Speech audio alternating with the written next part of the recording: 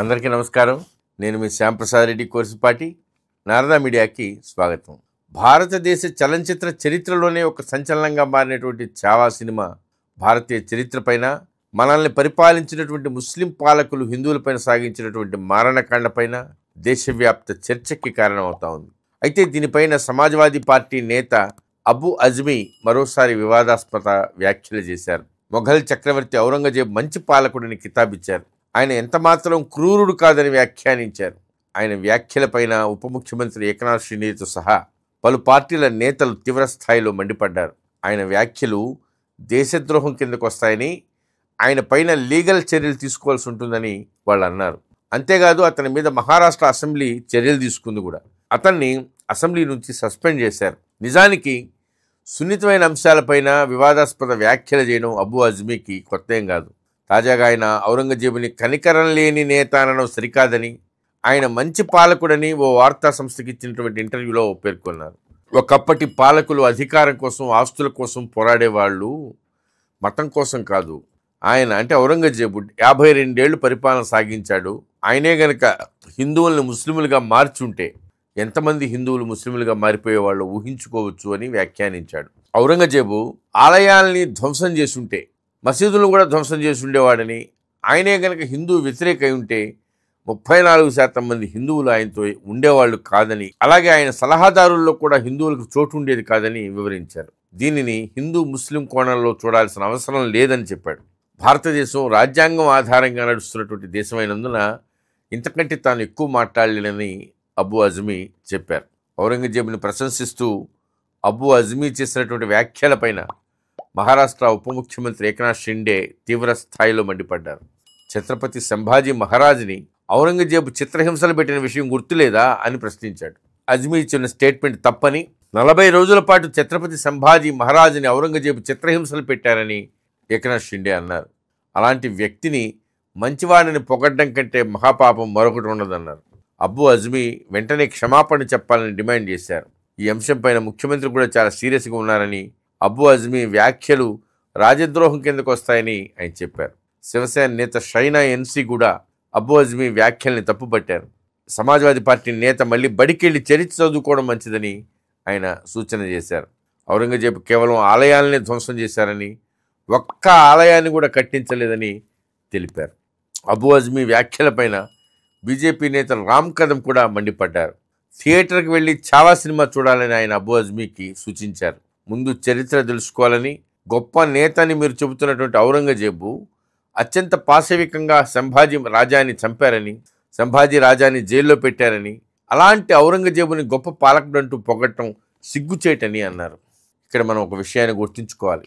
34% మంది హిందువులు ఔరంగజేబు వైపు ఉన్నారని అబు అజ్మీ అన్నారు. అయితే 66% మంది అంటే మెజారిటీ హిందువులు ఔరంగజేబు వైపు లేరనే కదా అర్థం. అలాగే 34 మంది కూడా కేవలం ప్రాణభయంతోనో, లేకపోతే ఏదో విధంగా బతికి బట్టగడితే చాలనేటువంటి ఆలోచనతోనో, తమ కుటుంబాలను ఏదో విధంగా రక్షించుకోవాలనేటువంటి తాపత్రయంతోనో, ఇంకా కొందరు తమ స్వార్థ ప్రయోజనాల కోసం ఔరంగజేబు పక్షం వహించారు తప్ప ఔరంగజేబు పాలనని మెచ్చి కాదు. అలాంటి కొందరు ఆయన కొలువులో ఉద్యోగాలు కూడా చేశారు. మెజారిటీ హిందువులను అదుపులో ఉంచుకోవాలంటే హిందూ సమాజం, నాయకులు, సామాన్య ప్రజలు, చుట్టుపక్కల ఉన్నటువంటి కోటలు, రాజ్యాలు, రాజులు, అందరి లోతుపాతులు, బలాలు, బలహీనతలు అన్నీ తెలిసిన వాళ్ళు, అవసరమైనప్పుడు ప్రజల్లో తిరుగుబాటు రాకుండా అదుపు చేయగలిగిన వాళ్ళు, అసలు ఎక్కడ ఏం జరుగుతూ ఉందో ఎప్పటికప్పుడు చెప్పేవాళ్ళు, చెప్పగలిగేవాళ్ళు ఔరంగజేబుకు కూడా అవసరం. అందుకోసమే హిందూ ఉద్యోగులను ఔరంగజేబు పోషించాడు తప్ప ఆయన గొప్ప ఉదారుడు కావడం వల్ల కాదు. నిజానికి ఔరంగజేబు ఎంత దుర్మార్గుడంటే, అతను తన సోదరులతో సహా తన కుటుంబ సభ్యులు చాలామందిని చంపేశాడు. తన తండ్రిని జైల్లో పెట్టాడు. కానీ మనం మాత్రం ఆ విషయాన్ని పట్టించుకోం. ఔరంగజేబు 4.6 మిలియన్ల మంది హిందువులను చంపాడని న్యూయార్క్ టైమ్స్ అధికారికంగా అంగీకరించింది. ఎందుకంటే ఈ దేశంలో మొఘలులకు ముందు సనాతన హిందూ ధర్మం తప్ప ఇంకోట్లేదు, వేరే మతాలు లేవు. నిజానికి ఈ నంబరు 6 నుంచి 10 మిలియన్లు ఉండొచ్చని కూడా ఒక అంచనా ఉంది. కాబట్టి ఈ దేశంలో ఔరంగజేబు సాగించినటువంటి హింసను ఒక జాతి విధ్వంసంగా గుర్తించాల్సిన అవసరం ఉంది. ఔరంగజేబు కాశ్మీర్ గవర్నర్ ఇఫ్తిఖార్ ఖాన్కి పండితుల్ని, ప్రసిద్ధ వ్యక్తుల్ని ఇస్లాంలోకి మార్చేటువంటి పనిని అప్పచెప్పాడు. పండితుల్ని మతం మార్చడానికి ముందు చేతనైతే తనని మతం మార్చే ప్రయత్నం చేయాలని గురు తేజ్ బహదూర్ గవర్నర్ ఇఫ్తిఖార్ ఖాన్కి సవాల్ విసిరాడు. దాంతో ఆయన ఏం చేశారంటే ఒక ఇనుప బోనులో బంధించి ఆ బోన్ని ఒక ఏనుగు వీపు పైన పెట్టారు. ఖాజీ ఆయన్ని ఏదైనా ఒక అద్భుతాన్ని చూపించాలని, లేదంటే ఇస్లాం స్వీకరించాలని, దానికి కూడా అంగీకరించకపోతే చంపేస్తామని బెదిరించాడు. కానీ గురు తేజ్ బహదూర్ మాత్రం ఏం తొణకల. ఆయన్ని దారుణంగా హింసించి ఆయన ఎంతకీ లొంగకపోయేటప్పటికీ ఆయన తలను నరికేశారు. గురు తేజ్ బహదూర్ మరణించిన తర్వాత ఆయన తలని, శరీరాన్ని ఏనుగు పైన పెట్టి ఢిల్లీ వీధులు బజార్లలో ఊరేగించారు. అలాగే దయాల్ దాస్, అతను ఒక బ్రాహ్మణుడు, గురు తేజ్ బహదూర్కి గొప్ప శిష్యుడు. అతను ఇస్లాం మతంలోకి మారడానికి ఒప్పుకోకపోవడంతో అతన్ని ఇనుప గొలుసుతో ఒక మూటలాగా కట్టి మరిగే నూనెతో నిండినటువంటి ఒక పెద్ద కుండలో వేశారు. అలాగే బొగ్గు దిమ్మెలో సజీవంగా కాల్చారు. అలాగే భాయ్ మతిదాస్, గురు తేజ్ బహదూర్ యొక్క మరొక శిష్యుడు, ఇతను కూడా బ్రాహ్మణుడే. అతన్ని 2 స్తంభాల మధ్య కట్టేసి నిలువున తల నుంచి నడుము వరకు కోసేశారు రంపంతో. అలాగే భాయ్ సతీదాస్, ఇతను కూడా గురు తేజ్ బహదూర్ యొక్క మరొక శిష్యుడు, ఇతను కూడా బ్రాహ్మణుడే. అతనికి మరణశిక్ష విధించబడింది. ఎట్లా అంటే అతను నుంచోబెట్టి అతని కింద చుట్టూ రాళ్ళు పేర్చారు, దానికి నిప్పు పెట్టారు. అంటే మన ఇటుక బట్టిలాగా సజీవ దహనం చేశారు. ఆ విధంగా చేసి కారణం కేవలం అతను ఇస్లాంలోకి మారడానికి ఒప్పుకోకపోవటం. అలాగే ఛత్రపతి సంభాజీ రాజేని, అలాగే కవి కలశ అనేటువంటి బ్రాహ్మణుణ్ణి, విదూషకుడు అంటే మనం జోకర్ అంటాం కదా, అట్లా ఒక జోకర్ దుస్తుల్లో ఢిల్లీలో ఊరేగించారు. ఒంటికి తలకిందులుగా కట్టి మొఘల్ సైనికులు వాళ్ళపైన రాళ్ళు, బురద, పేడ విసిరారు. వాళ్ళ కళ్ళు పీకేశారు, నాలుక పీకేశారు, గోళ్ళని పీకేశారు. బతికుండగానే వాళ్ళ చర్మాన్ని ఒలిచారు.